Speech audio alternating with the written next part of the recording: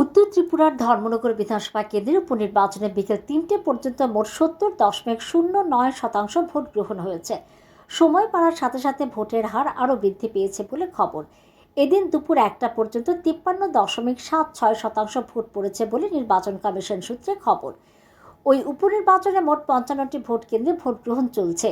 এর মধ্যে আদর্শ ভোট কেন্দ্র রয়েছে ১১টি, পাশাপাশি ১১টি মহিলা পরিচালিত ভোট কেন্দ্র, ২টি দিব্যাঙ্গজন পরিচালিত ভোট কেন্দ্র এবং ২টি যুব পরিচালিত ভোট গ্রহণ কেন্দ্র গড়ে তোলা হয়েছে। নির্বাচনকে ঘিরে নিরাপত্তা ব্যবস্থা জোরদার করা হয়েছে। প্রত্যেকটি ভোট কেন্দ্রে কেন্দ্রীয় নিরাপত্তা বাহিনী মোতায়েন করা হয়েছে, যাতে শান্তিপূর্ণভাবে ভোট গ্রহণ সম্পন্ন করা যায়। এই কেন্দ্রে মোট ৬ জন প্রার্থী প্রতিদ্বন্দ্বিতায় রয়েছেন। তাদের মধ্যে রয়েছে বিজেপির জহর চক্রবর্তী, জাতীয় কংগ্রেসের চয়ন ভট্টাচার্য, সিপিআইএমের অমিতাভ দত্ত, আমরা বাঙালির বিভাস রঞ্জন দাস, এসইউসিআই এর সঞ্জয় চৌধুরী এবং নির্দল প্রার্থী প্রজ্বলাল দেবনাথ।